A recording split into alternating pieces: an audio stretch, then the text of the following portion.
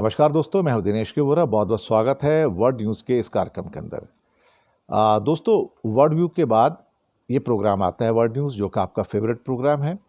हमारी कोशिश हमेशा ये रहती है कि ऐसे विषयों को आपके सामने पेश किया जाए जो कि अंतर्राष्ट्रीय हैं और भारत से भी संबंधित हो तो और भी अच्छा है। दुनिया में उनका क्या असर पड़ता है, इसको भी हम जांचते और परखते हैं। तो हमारी कोशिश रहती है कि अंतर्राष्ट्रीय रूप से जो मुद्दे हमने वर्ल्ड व्यू में उठाए हैं, यहाँ पर बिल्कुल अलग विषयों को आपके सामने लाकर पेश करें।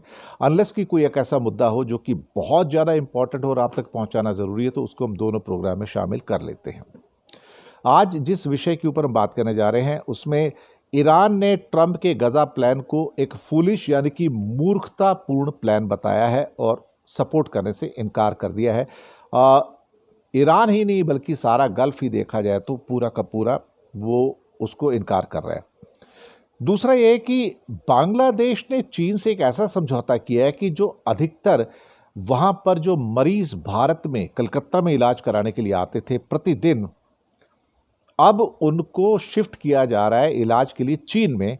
और चीन में बांग्ला और चाइना के जो ट्रांसलेटर्स हैं उनको भी नियुक्त किया जा रहा है। ये इंडिया के लिए बहुत बड़ा लॉस है, क्योंकि जो हॉस्पिटल्स हैं ख़ास तौर से वेस्ट बंगाल के, वहाँ पर जो उनका रेवेन्यू लॉस अब तक पिछले 1 महीने में 15% हो चुका था। यानी कि अगर उनको 15-10-100 रुपये मिलते थे अब तक रेवेन्यू के, तो अब 85 रुपये मिल रहे हैं, क्योंकि बांग्लादेश के जो मरीज आते थे सारे इलाज कराने के लिए, उनका आना ऑलमोस्ट बंद हो गया और वीज़ा के नंबर्स की संख्या बहुत ही कम हो गई है जो बीमारी के वीज़ा मिलते थे।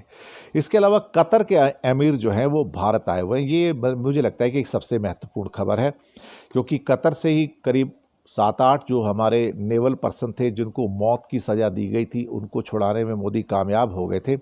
हालांकि उसमें ये भी बात निकली थी कि एक बहुत बड़ा नेगोशिएशन का हिस्सा जो था या बातचीत जो थी, वो शाहरुख खान के द्वारा भी पहले कंडक्ट की गई थी, लेकिन उसको गुप्त रखा गया था।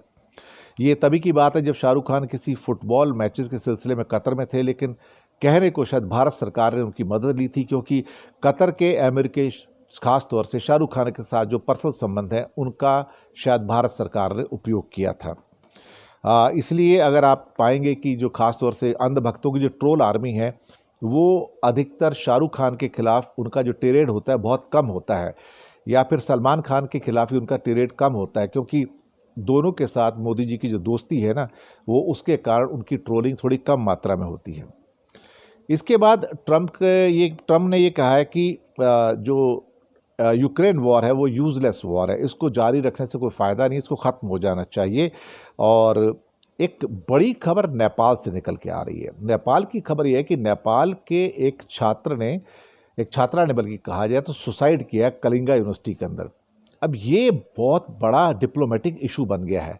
भारत में पढ़ते हुए एक नेपाली छात्र के द्वारा सुसाइड किए जाना इंडिया और नेपाल के बीच में एक कूटनीतिक समस्या के अंदर कन्वर्ट हो गया है, और नेपाल की सरकार इसके ऊपर काफ़ी कड़े, मुझे लगता है कि वक्तव्य लेकर आई है। वहाँ की पार्लियामेंट के अंदर ये मुद्दा उठ गया है और भारत सरकार की ओर से ये एश्योरेंस दी गई है कि आप फिक्र मत कीजिए, हम पूरी कार्रवाई करेंगे और जो भी व्यक्ति इसके लिए दोषी होगा उसको सज़ा दी जाएगी। तो सबसे पहले हम आते हैं कि ईरान ने क्या कहा है खास तौर से, और उससे पहले आप सबको आदाब, सत श्री अकाल, नमस्कार, गुड इवनिंग। वर्ल्ड न्यूज़ में आप सबका बहुत बहुत स्वागत है। सबसे पहले ईरान की बात करते हैं कि अमेरिका का जो प्लान है, जो गजा का प्लान है, उसको ईरान के सुप्रीम लीडर आयतुल्ला खमनई ने बिल्कुल वाहियात किस्म का करार दे दिया है कि ये वाहियात प्लान है, मूर्खतापूर्ण यानी कि फूलिश स्टुपिडिटी से भरा हुआ प्लान है कि आप किसी मुल्क को लेकर अपने वहाँ पे आप प्लॉट डेवलप करना चाहते हैं। आपसे बेवकूफ़ कौन है? और फिर खमनई ने कहा कि जो दावा करते हैं कि वो थोड़े दिनों में जो इसका अपोज हो रहा है उसको भी नष्ट कर देंगे, मुझे लगता है कि शायद उन्हें इस बात की समझ ही नहीं है कि फ़िलिस्तीनी भी किस मिट्टी के बने हुए हैं, और फ़िलिस्तीनी जो वहाँ पर आएंगे वो अपना अल्टीमेटली लैंड कैसे छोड़ देंगे? उनका देश है, वो उनका होम लैंड है, होम लैंड को आप कैसे छोड़ देंगे? तेहरान के अंदर दरअसल एक फ़िलिस्तीनी इस्लामिक जिहाद आंदोलन के महासचिव भी हैं, ज़ियाद अल नखले, उनका स्वागत किया गया था। उनका कहना है कि पूरा जो विश्व का जो जनमत है, जो पूरा विश्व है, वो फ़िलिस्तीन के साथ में है। आप फ़िलिस्तीन का जो हक है उससे आप उसको नहीं छीन सकते हैं। लेकिन डोनाल्ड ट्रंप का कहना है कि इनको पड़ोसी देशों में, इजिप्ट में, सऊदी में, कतर में, यूएई में, जॉर्डन में, यहाँ उनको 20-22 लाख लोगों भेज दिया जाए ताकि ये यहाँ पर फिर से अपना एक पूरा का पूरा प्लॉट डेवलप कर ले, 400 स्क्वायर किलोमीटर का अपना शहर बना के। तो इसकी पूरी आलोचना हो रही है। तो इनको लगता है कि जैसे ये जिसके ऊपर उंगली रख देंगे, अपना अंगूठा रख देंगे, वो उनका हो जाएगा। लेकिन इस सो कॉल्ड इनका जो स्टुपिडिटी का प्लान है, इसको ईरान ने भी काफ़ी हद तक अब पूरा कंडेम किया है। बाकी गल्फ़ के जो कंट्रीज है सारे के सारे, जो कि गल्फ़ कोऑपरेशन काउंसिल वाले, जीसीसी वाले, उन्होंने भी इसको पूरा का पूरा कंडेम किया है। हालांकि नेतन्याहू और ट्रम्प मिलके इस अपनी मूर्खतापूर्ण जो चीज़ें हैं उसके ऊपर पीछे हटने को तैयार नहीं है। लेकिन आप किसी से उसका लैंड ले लेंगे, होमलैंड ले लेंगे, कंट्री ले लेंगे और उसको आप डेवलप करेंगे एज ए टूरिस्ट स्पॉट, ये शायद एक किस्म से बहुत ही वाहियात किस्म की चीज़ है और जिसे दुनिया में कोई भी स्वीकार नहीं करेगा। अल्टीमेटली संयुक्त राष्ट्र संघ के अंदर भी पैलेस्टाइन जो है एक पूरा राष्ट्र के रूप में स्वीकृत है और भारत भी टू नेशन की थ्योरी के अंतर्गत उसको स्वीकार करता है कि पैलेस्टाइन एक राष्ट्र है। और पैलेस्टाइन एक राष्ट्र होने के नाते उसके जो दो हिस्से हैं, एक वेस्ट बैंक का हिस्सा है, एक गजा का हिस्सा है, ये उसके दो प्रोविंस है। हालांकि उनका डिस्टेंस है थोड़ा आपस में, लेकिन आप उनके एक प्रोविंस को पूरा छीन लेना चाहते हैं तो ये तो संभव बिल्कुल भी नहीं है। एक दूसरी बड़ी महत्वपूर्ण खबर पर आते हैं, वो है बांग्लादेश से आई है कि बांग्लादेश से भारत में प्रतिदिन हजारों लोग इलाज कराने के लिए आते हैं, मेडिकल ट्रीटमेंट के लिए आते हैं, खास तौर से कलकत्ता में, क्योंकि वहाँ पे मेडिकल सुविधाएं काफ़ी अच्छी हैं। हालांकि ढाका में भी सुविधाएं हैं, लेकिन अब ये सुविधाएं अब कलकत्ता में ज़्यादा अच्छी मानी जाती है क्योंकि डॉक्टर्स ज़्यादा बेहतर हैं वहाँ पर।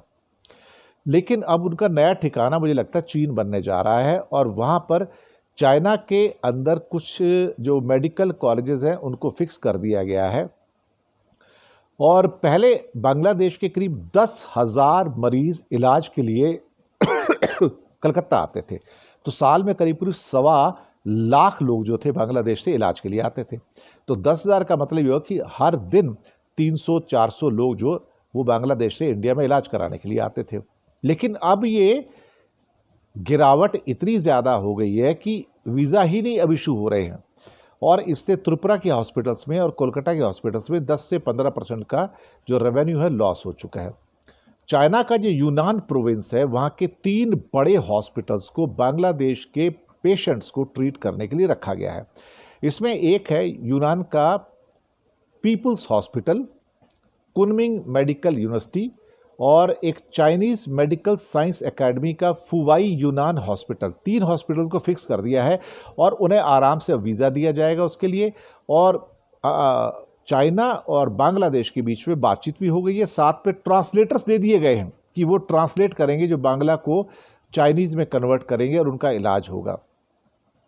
ये पहले ढाका के अंदर भी एक बांग्लादेश चाइना एक फ्रेंडशिप हॉस्पिटल बनाने की बात की गई है और ये भी इम्प्लीमेंट होने जा रहा है।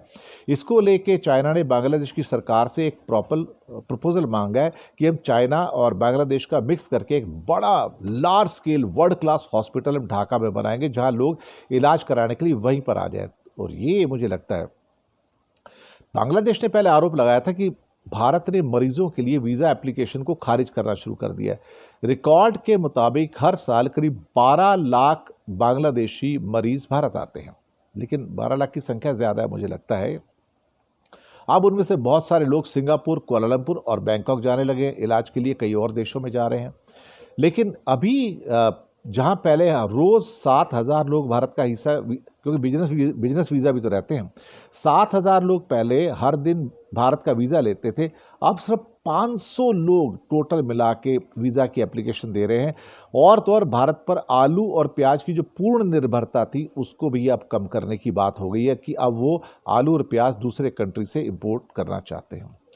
अब एक बहुत इंपॉर्टेंट खबर पे आते हैं, वो है खासतौर से कतर के अमीर की, जो कि भारत आए हैं। और उनका इसमें सबसे इम्पॉर्टेंट ये है कि जब वो भारत आए, खासतौर से 17-18 फरवरी की उनकी 2 दिन की विजिट हुई थी, उसमें मोदी खुद एयरपोर्ट पर लेने गए। ये बट रेयरेस्ट ऑफ रेयर होता है कि इंडिया का प्राइम मिनिस्टर किसी को लेने के लिए एयरपोर्ट पे जाए, लेकिन वो कतर के अमीर को लेने के लिए वहाँ गए और वो ऑफ कोर्स आपको पता है फिर उनका गर्मजोशी के साथ स्वागत होता है और फिर लिखते हैं कि मैं मेरे भाई कतर के अमीर शेख तमीम बिन हमाद अल थानी के स्वागत के लिए एयरपोर्ट गया था। आशा करता हूं कि उनकी भारत यात्रा सफल रहेगी और उसके साथ जो इंडिया के जो काफ़ी एक्सपेरिमेंटल चीज़ें होती रहती हैं और कई बार कतर के चक्कर में इंडिया बहुत दबाव में रहता है। अगर आप भूले नहीं होंगे तो नूपुर शर्मा ने प्रॉफिट मोहम्मद के बारे में जो कुछ कहा था उसके ऊपर सबसे बड़ी आपत्ति कतर की आई थी और कतर ने कहा था कि आप उसको सजा दीजिए और मोदी जी ने बिना 1 मिनट की देरी किए इमीडिएटली नूपुर शर्मा को गायब कर दिया था। गायब करवा दिया था मतलब वो राजनीतिक दृश्य से गायब हो गई थी, हट गई थी वहाँ से पूरी की पूरी। और मुझे लगता है कि नूपुर शर्मा अभी तक बाहर नहीं आई है उसमें से, क्योंकि कतर नहीं चाहेगा कि भारत नूपुर शर्मा को आगे लाए और इतना ज़्यादा दबाव में भारत कतर में रहता है, क्योंकि भारत की सारी जो गैस की ज़रूरतें हैं वो तो कतर पूरा करता है। भारत नहीं, पूरी दुनिया की गैस की ज़रूरतें जो हैं वो कतर पूरा करता है, लेकिन कतर एक कट्टर इस्लामिक कंट्री भी है। अब उसके कशीदे पढ़ने के लिए पीयूष गोयल हों या बाकी कंट्री हों, लेकिन 70 साल से ज़्यादा हो चुके हमारे रिश्तों के, तो ऐसा नहीं कि इसके पहले भी बाकी प्रधानमंत्री भी जाते रहे। तो कतर के अमीर जो है काफ़ी पहले भी आते रहे हैं भारत के अंदर। उन्होंने 1999, 2005, 2012 में भी दौरा किया था। अटल जी के टाइम में आए थे, 2 बार मनमोहन सिंह के टाइम में आए थे और अभी 2 बार मोदी के टाइम में भी आए हैं और मोदी की पहले उनसे काफ़ी बातचीत होती रहती हैं। तो एक किस्म से कहा जाए तो उनको बहुत हद तक क्या कह सकते हैं कि एक सुपर वीआईपी वेलकम दिया जाता है। इंडिया जहां कुछ मुश्किल से $2 बिलियन का, $2 बिलियन का माल का कतर को भेजता है, वहाँ कतर से करीब 16 से लेके $20 बिलियन का माल आता है, लेकिन उसमें अधिकतर गैस और लिक्विफाइड नेचुरल गैस हो गया, ये सारी चीज़ें वहाँ से आती हैं। तो भारत के लिए कतर के साथ एक लंबा चौड़ा समझौता है, कई साल का समझौता, 25 सालों का समझौता है। तो India is a favourite destination और कतर में कई भारतीय काम करते हैं और 20,000 तो इंडिया की कंपनियां हैं जो कि वहाँ पे medical, engineering, education, finance, banking, media, labour और कई जगह हैं जहाँ पर भारत की बहुत बड़ी आबादी है जो वहाँ पर काम करती है। तो कतर का अमीर का भारत आना एक मुझे लगता है कि एक अच्छा सब्जेक्ट था और भारत के लिए भी अच्छा था, कतर के लिए भी अच्छा है और दोनों देशों के जो संबंध मजबूत हो रहे हैं उसके लिए भी वो अच्छा ही माना जाएगा। अगली खबर पर आते हैं। अगली खबर है कि ट्रम्प साहब का कहना है कि जो वॉर थी ना हमारी यूक्रेन की जो हुई है रशिया की, इट वॉज यूजलेस वॉर और ये जो दरिद्री थी, बर्बरता थी, इससे हमें बचने की ज़रूरत है। 10 लाख से ऊपर लोग मारे जा चुके हैं और उसके अलावा जो कोरियाई जो सैनिक है वो मारे गए हैं, रशिया के सैनिक मारे गए हैं, यूक्रेन के सैनिक मारे गए हैं और ये बड़ा बेतुका किस्म का वॉर है। इसका मकसद क्या है, उसका मतलब क्या था, किसी को नहीं पता, ये हुआ क्यों नहीं पता। लेकिन ट्रंप का कहना है कि अभी वो एश्योर्ड है कि भाई जो भी होगा साइन हो जाएंगे और हम इसको रोकना चाहते हैं। हम नहीं चाहते कि और ज़्यादा लोग इसके अंदर मरे जाएं और ज़्यादा लोगों का या कंट्रीज का नुकसान हो। Russian foreign minister Sergei Lavrov की मार्को रूबियो के साथ बातचीत हुई है जो कि अमेरिकन विदेश मंत्री हैं और 4 घंटे से लंबी बातचीत, इसमें करीब करीब 4 मेजर प्रिंसिपल्स हैं। इसमें वो दोनों सहमत हो गए कि हमारे बीच में बातचीत होनी चाहिए। और वो 4 मोटे मोटे प्रिंसिपल क्या हैं, मुझे लगता है उसमें शायद एक तो ये भी है कि अपने एम्बेसीज को लेके आना, यूक्रेन शांति वार्ता है, एक हाई लेवल की टीम बनाना है और उसके अलावा जो एक कोऑपरेशन हो सकता है रशिया और यूक्रेन के बीच में और ट्रंप के बीच में, उसको फिर से तलाश करके उसके ऊपर जोर देना। बिना भागीदारी के तो कुछ होता नहीं। एक तरह से कहा जाए, ज़ेलेंस्की कहते हैं कि मुझे आप कोई भी समझौता करेंगे तो हमें मंजूर नहीं है, पर अल्टीमेटली ज़ेलेंस्की को ऐसा लगता है कि साइडलाइन तो कर ही दिया गया है, अब इसमें कोई संदेह नहीं है। एक आखिर की खबर पे आते हैं कि एक बहुत बड़ा मुद्दा जो निकला है नेपाल सरकार का निकला है कि नेपाल ने कलिंगा यूनिवर्सिटी में जो उनके एक छात्र की सुसाइड हुआ है, ख़ासतौर से KIIT जो कि कलिंगा की इंस्टीट्यूट है वहाँ पर, तो वहाँ पर इसके जो सुसाइड केस है, उसकी मौत से जो उत्पन्न स्थिति हुई है वो अब डिप्लोमेटिक एक तरह से बहुत बड़ा रो बन गया है इंडिया और नेपाल के बीच में। बल्कि अब वो नेपाल अपने छात्रों को NOC ही नहीं देना चाहता।